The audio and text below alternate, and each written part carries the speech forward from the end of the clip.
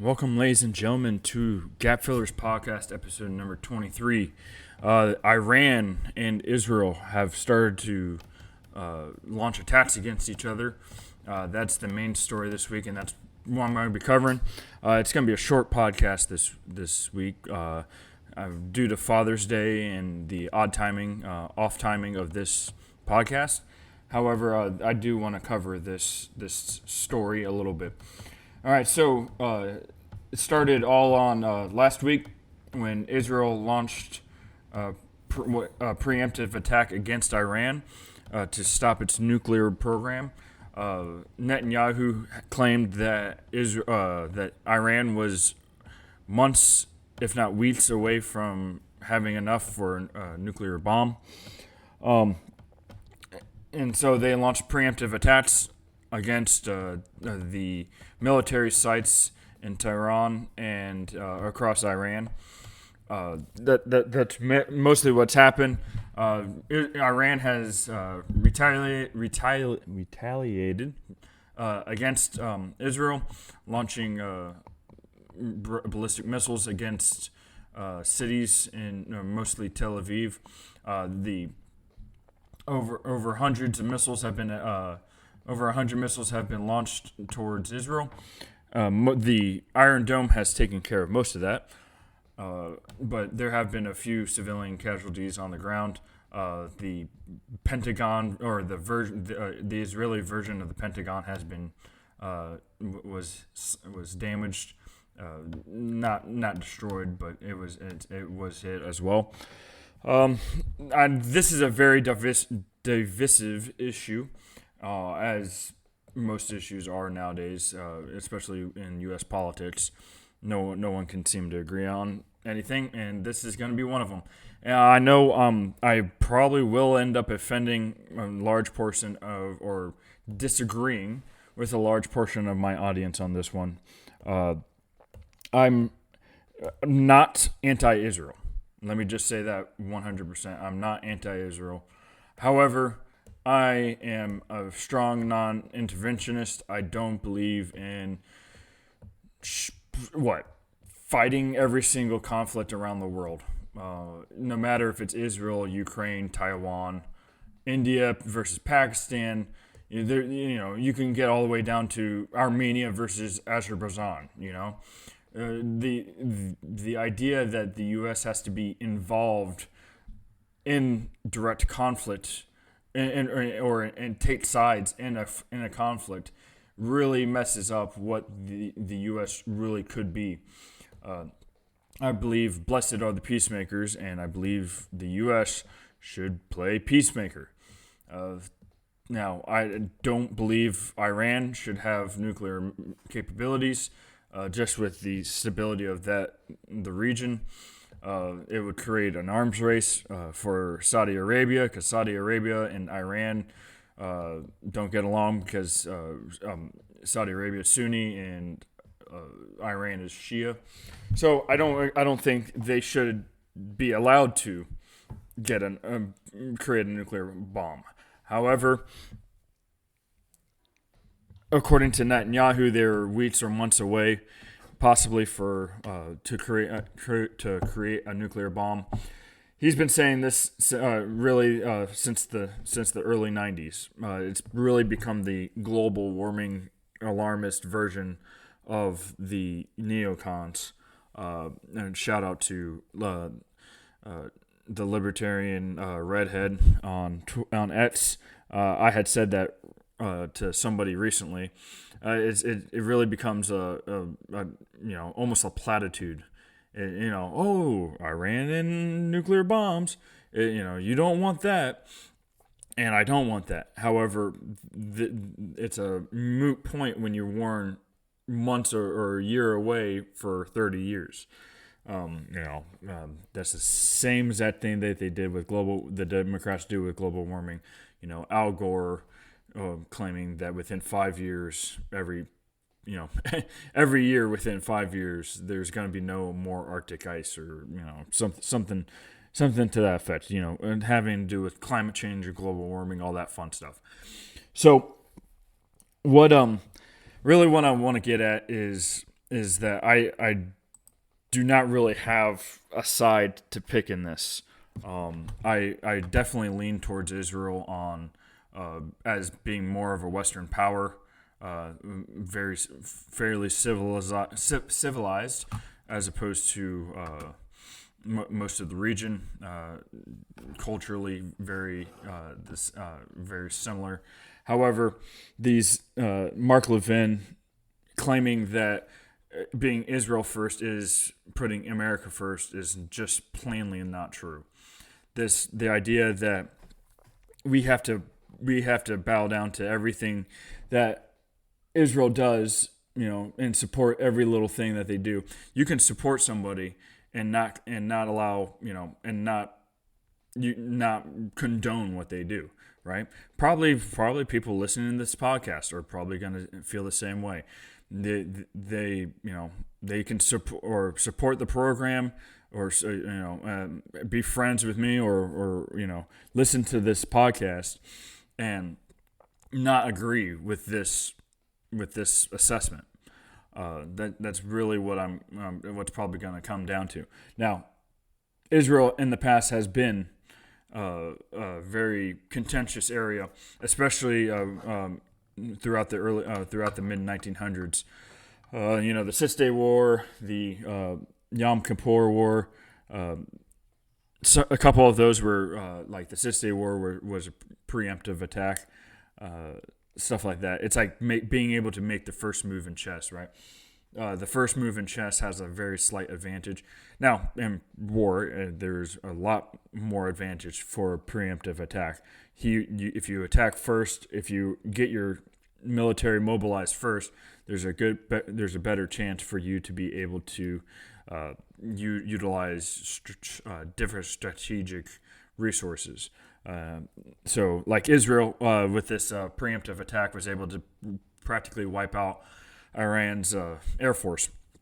They had 40 Tomcats from the 70s that America had sold the Shah before the Iranian Revolution in the late 70s. They were able to take out a majority of those Tomcats, the F-14s, I believe that's what they were. So that's one of the big things that has come through with this. You basically. I come down with the same reason why I don't support really going in hard in support of Israel, and is the same thing with Ukraine, right? If a country is going to be able to be independent, make decisions on its own, make a preemptive attack, then they should be able to support themselves without U.S. assistance. Right. If the U.S. is going to send you billions of dollars, you better get our okay at the very least, and before you do something with those pieces or those military items.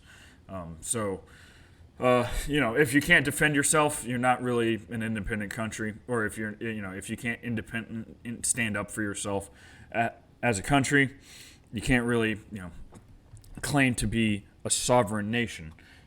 So there are a lot of countries around the world that are like that claim to be sovereign countries, yet claim that the U.S. can't not fund them, or else they're not going to exist. We have funded Israel since the very beginning, and I support Israel as God's chosen people, biblically. However, they brought through them. Jesus and the Savior was brought to all mankind. However, the modern Israeli state is very awkwardly aligned with that. Right? They support a lot of the same garbage that the Democrats in America do, with gays, with LGBT gay stuff, and abortion rights is actually a huge thing in Israel. So, in fact. If it comes down to what Jews or Christians first, I choose Christians first.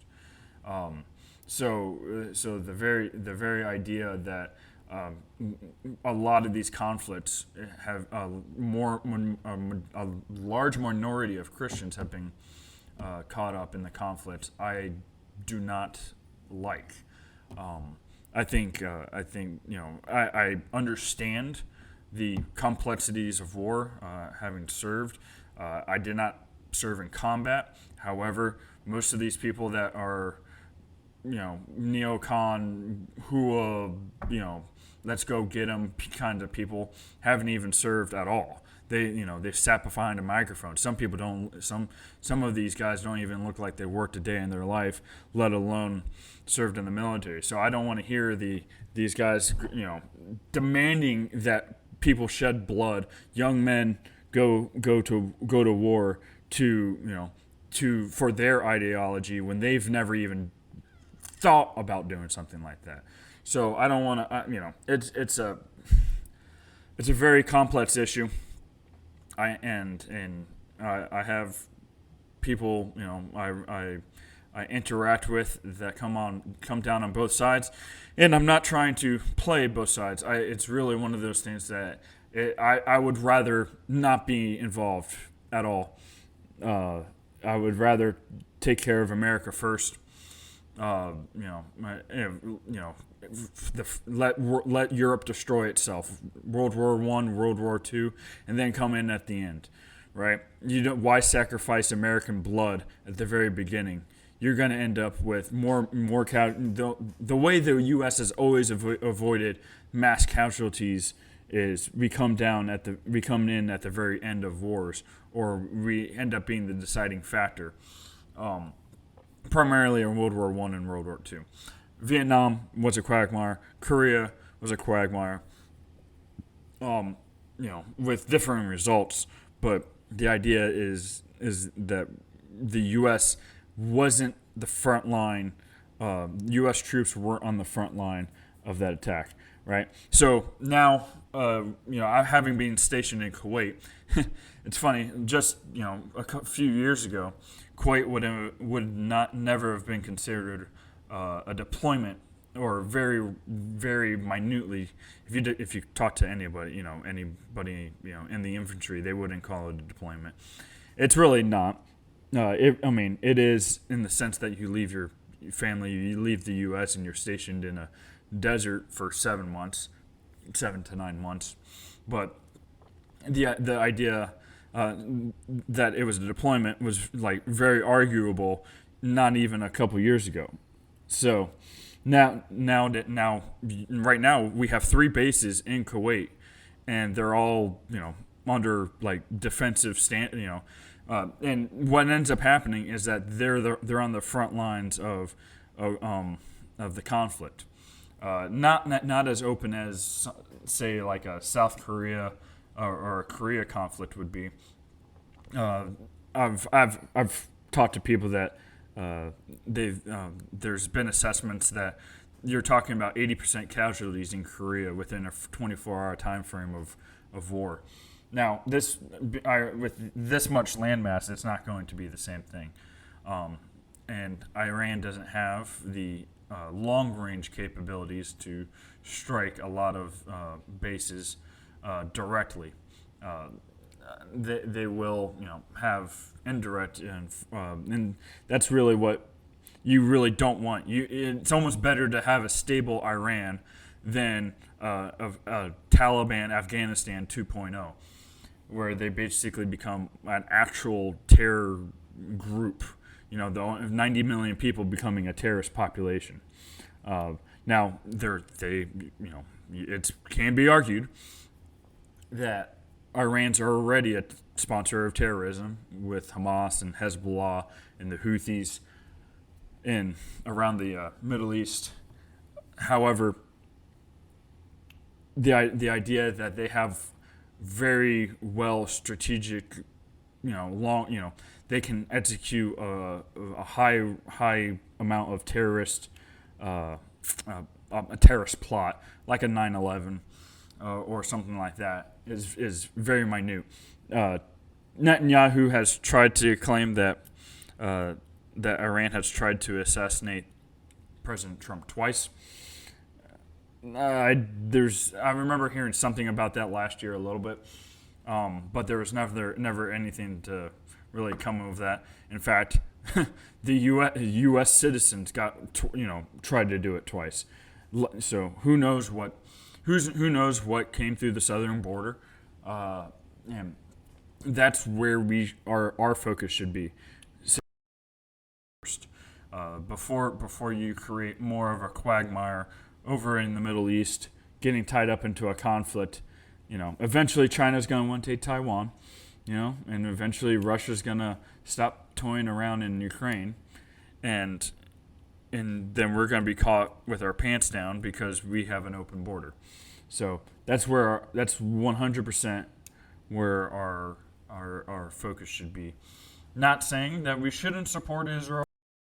They're a grown boy. They can defend themselves. So I'll leave it at that. I'm not. It's one of those things that I just don't want to get involved in a conflict where millions of Americans die, or even thousands of Americans die, because of a foreign country trying to punch above its weight. In fact, or if they can defend themselves, the population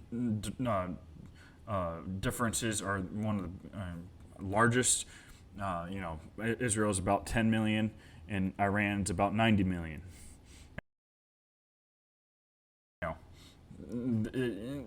But Israel's capabilities are a lot higher. They have a much stronger per capita economy. They have much more advanced warfighter weapon systems capabilities, as seen with these preemptive attacks with drones and all that fun stuff. So all that to say is that Israel can if Israel wants to buy weapons from the U.S., fine, but I don't want to add to the deficit. Where the U.S. is broke. I've argued this in previous podcasts. I don't want the U.S. to get involved. I want their to get our house in order before we even think about other countries. Other countries should be able to take care of themselves. Europe should be able to take care of Europe, but everybody's suckling on the teat of the U.S. and gotten addicted to it for the past 80 years, and basically has become the entitled welfare agent, welfare recipient that can't find a job because they don't want to find a job, and then you got people like Spain that want to cut their work week down to a 3-day. Fine, all fine, go at it. However, don't expect the U.S. to come in there and save your all's butts because you only want to work 3 days a week. Or you want a free universal health care instead of defense? You made your bed, lie in it. So, anyways, thank you for joining me for this shorter podcast this week. If you want to support this podcast, YouTube, subscribe, follow me on X, GapFiller1776. Or you can follow me on Facebook, Florida Gap Fillers Podcast. My name is Michael Bradford, and thank you for joining me. Have a good week.